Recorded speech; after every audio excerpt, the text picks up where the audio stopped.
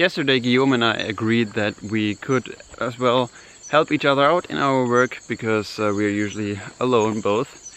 And so today he comes with me later to watch some ants and maybe film them, mark them. And tomorrow I will come with him to catch some tadpoles.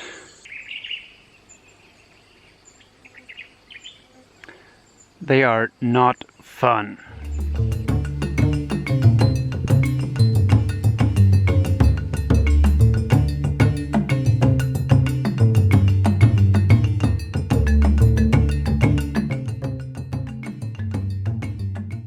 I don't think it's a viper. It's very smooth rubber. I guess vipers are very small.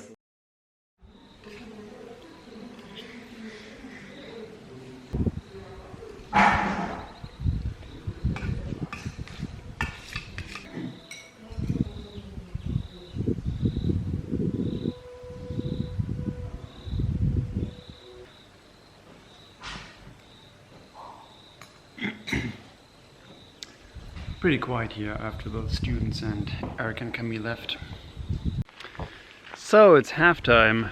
I have gotten used to being here almost, which is kind of a bad sign, but still I'm really much enjoying my time here. The mosquitoes and tzitzis are the only bad thing here actually. When I have asked the others, like mostly the students, what they miss the most, they most of the time said it's something like carrots or meat or proteins and stuff. And yes, but I think it's still fine having rice every lunch.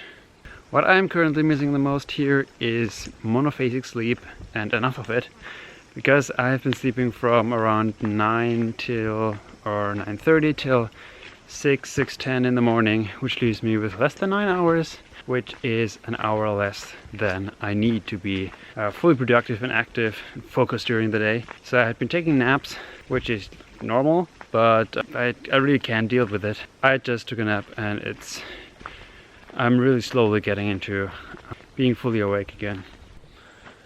And now going tadpole hunting. While editing on this video, 3 years later, I have sadly forgotten what Guillaume was specifically working on. There are overall 10 empty swipes.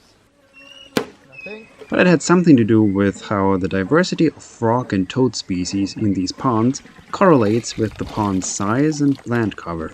To be more efficient as a team, he caught the tadpoles and quickly identified them, while I noted these data down. For him, it makes the work a lot easier and quicker, and I get to take some walks around the savannah.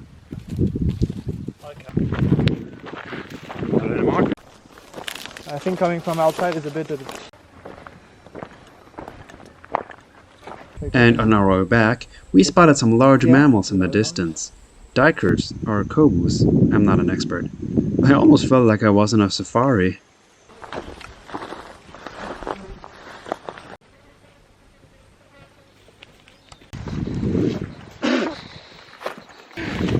Not sick, not mentally challenged. Tsetse flies everywhere. So that's the most fun part about your work, I guess. Keeps you busy. Yeah.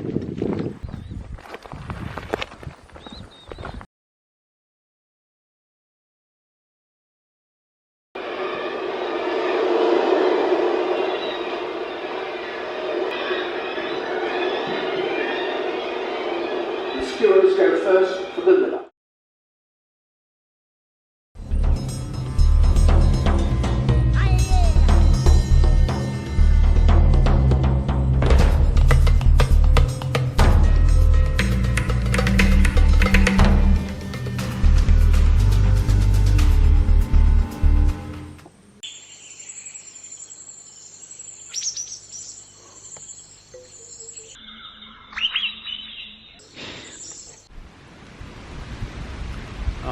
Okay, you better hurry because it starts to rain. And whoa, first I'm gonna... Oh shit. That raid is coming in just in time because it's really about to get stormy.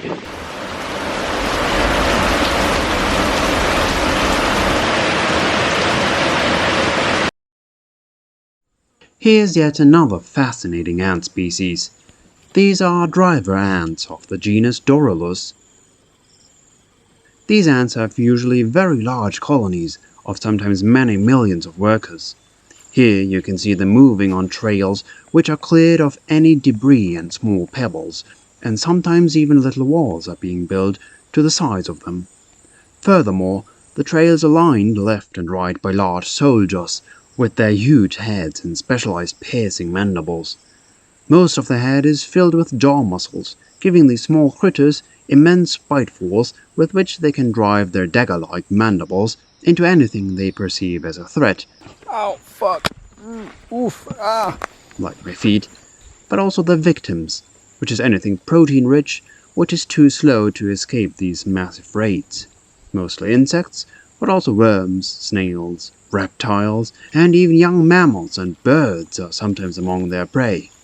I'm just glad they don't sting. These ants have a very unusual lifestyle. Unlike most other social insects, the colony does not find shelter in a nest in the ground or in wood, but rather the mass of ants huddles together and interlocks legs and mandibles, forming a living fortress, also called a bivouac. No one in their right minds would dare to attack it to get to the vulnerable queen and brood, which are located in the very center of it.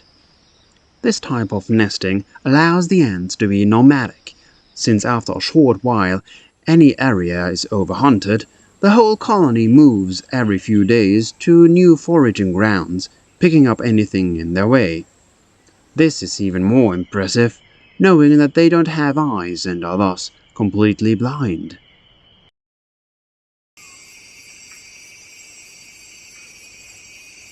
Now, with only about 5 days left here, I have fallen into a pretty good routine, and that looks like this. I go to the field site at around sunrise, which is about 6 o'clock. Then I set up all my stuff.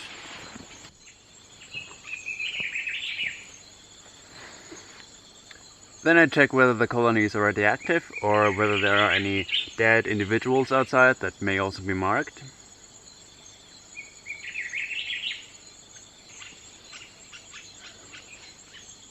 Then I wait.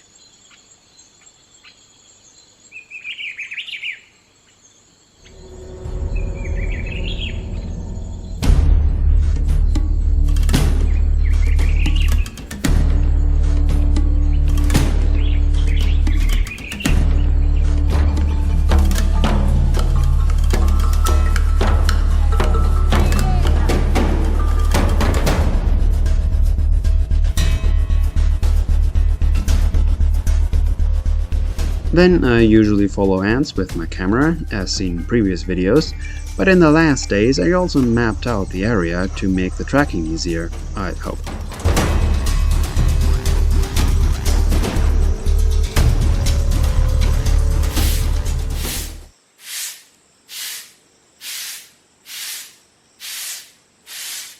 Then I enjoy the sunset, sometimes from the water tower.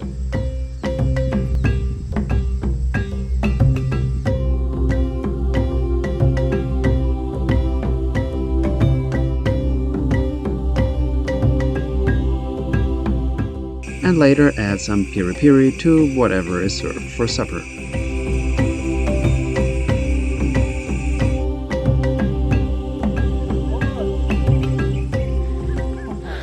In the last 2 days there was no activity, I couldn't get any data, so I will not overshoot my target of the amount of data that I want to get.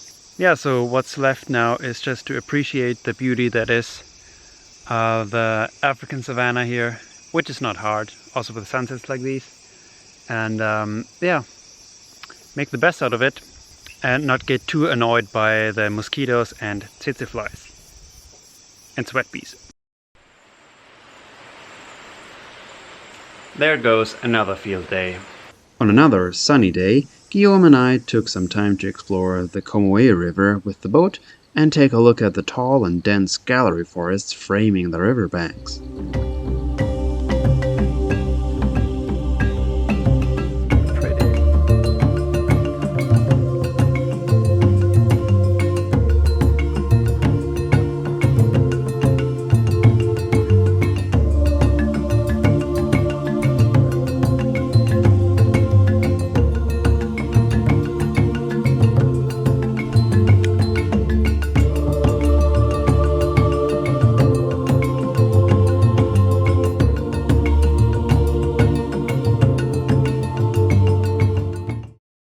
and after sunset, we continued with a night walk.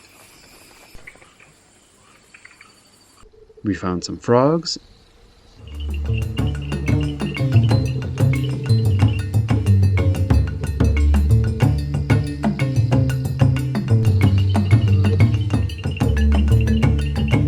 and then even some primates.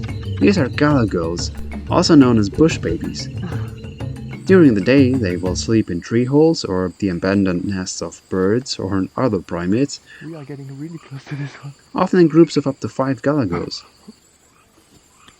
But now, at night, they forage alone for insects, fruit, and acacia tree gum, which is more nutritious than it sounds.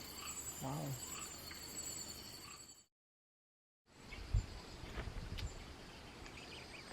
Goodbye, SMB5.